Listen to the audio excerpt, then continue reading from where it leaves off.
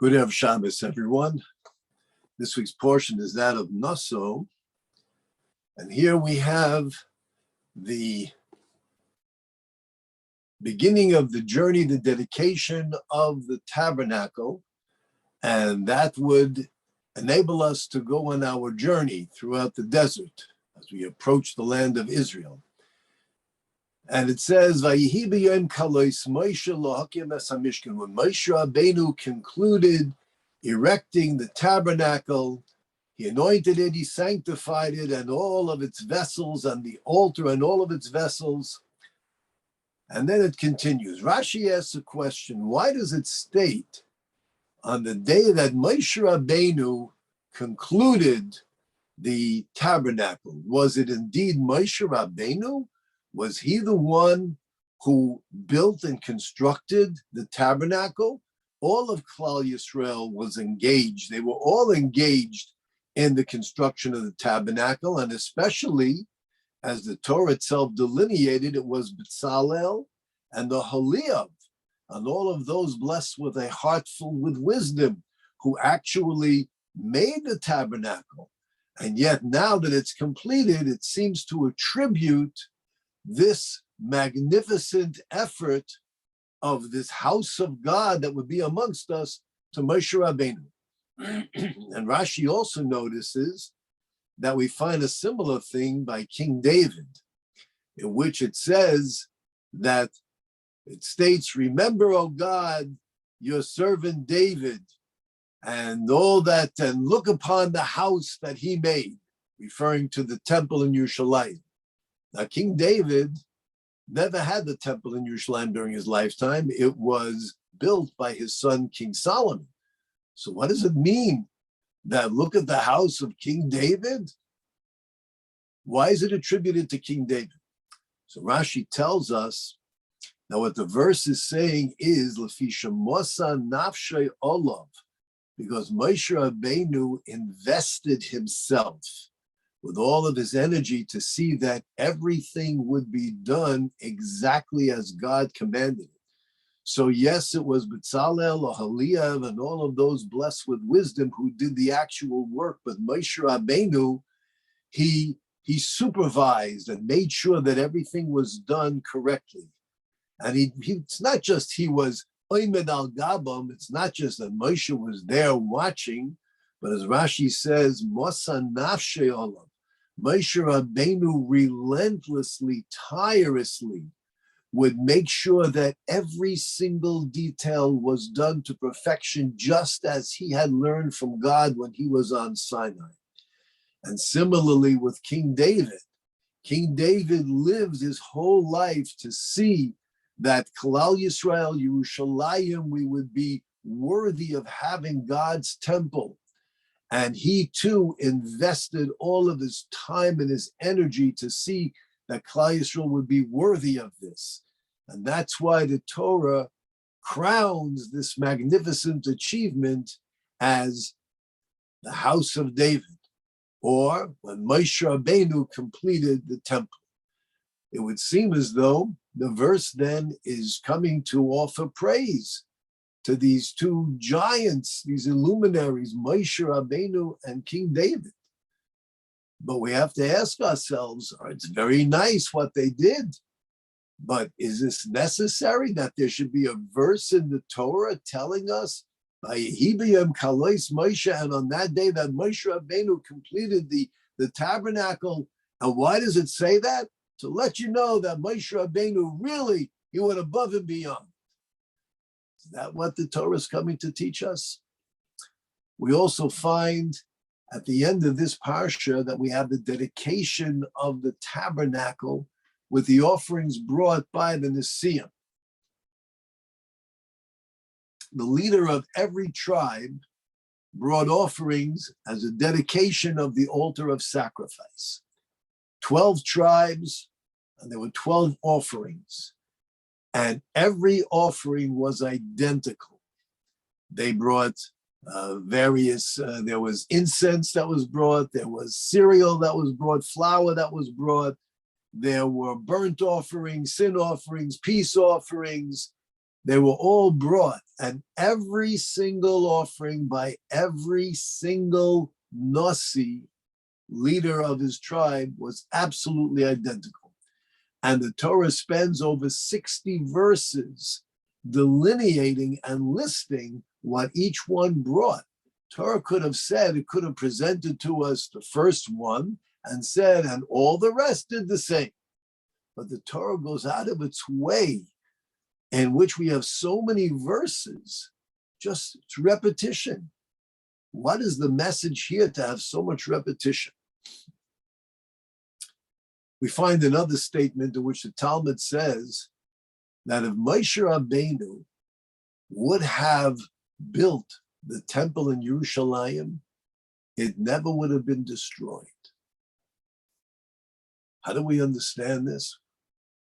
And the answer is because what the Torah is revealing to us here is not just that Moshe was so concerned and he invested so much of his time, and Moshe deserves the praise and recognition. That's not what the Torah is teaching us.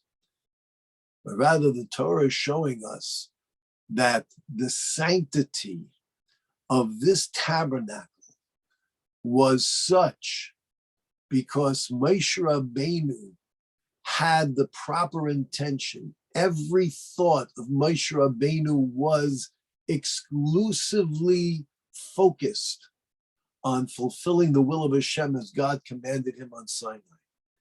And the thought of a human being, the intention of a human being, when it emanates from the purity and sanctity of one's soul and one's mind, it actually can impact that which is being done.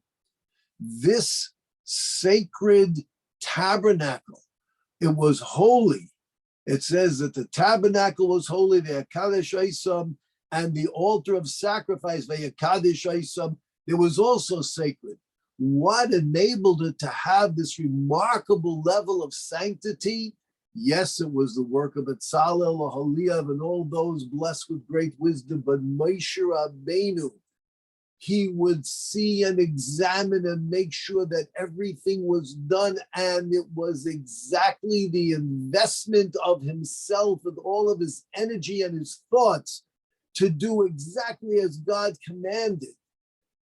That energy and that sanctity manifested itself within the very structure, and therein lies the great sanctity. And that's what the verse is telling us. It's not just heaping praise on Moshe, you did a good job, but rather, if we want to know the sanctity of this tabernacle, it is an extension of Moshe Rabbeinu himself. And the same is true for the temple in Yerushalayim. Yes, it was built by King Solomon, but it was the intention, it was the devotion and the dedication of King David, in which he invested his entire being, his whole life was to see that there would be a proper house for God for all eternity. And it was exactly that thought that invested and manifested within the temple to make it into the Beis HaMikdash, the holy temple that it is. This is the meaning of the Talmud when it says, imagine if Moshe Rabbeinu would have built this temple in Yerushalayim, the temple that is supposed to be the eternal, permanent temple of Hashem. We had the tabernacle that traveled with us. We came into the land of Israel, and then we had the tabernacle in one location, another location. There were different locations. Finally, when we came to Yerushalayim and the temple was built, no more tabernacle. This is it. This is the temple of God, and no other location is suitable. If Moshe Rabbeinu, with his remarkable thought, with his remarkable sacred intent, if he would have invested himself and it manifested within the structure of the temple in Yerushalayim, it would have been so holy, it would have been insurmountable. No one could have destroyed it. It would have been impossible. This is also the intention of the leaders of the tribe. They all brought the same thing. Why?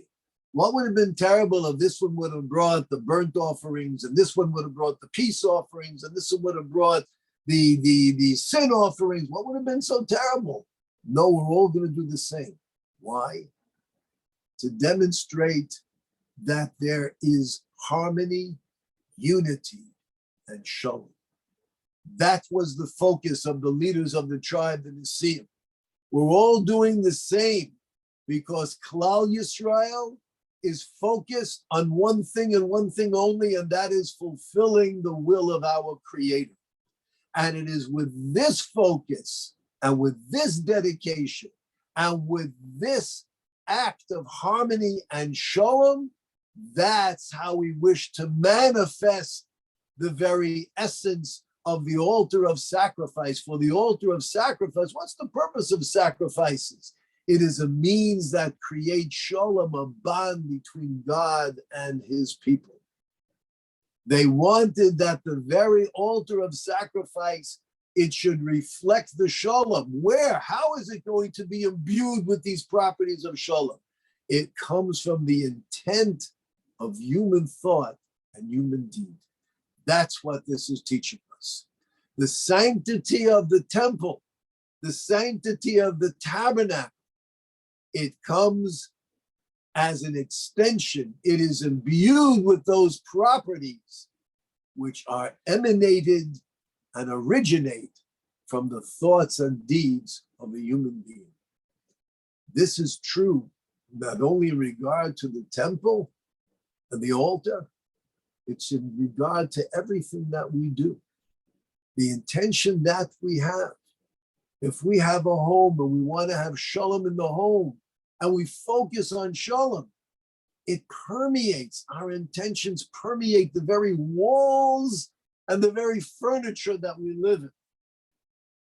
And people who can walk into that home, they can sense the shalom. We can also, unfortunately, you walk into some homes and you can sense there's tension in the air. This is something our children can sense. Everything we do in our relationship with human beings, if we focus and say, I want shalom. I want the will of my Creator to be first and foremost. That's my focus. It alters and changes the very structure of that in which we find ourselves. The way we approach something is how that element will be formed and shaped. Stay safe, stay healthy, and stay Jewish. Have a great Shabbos.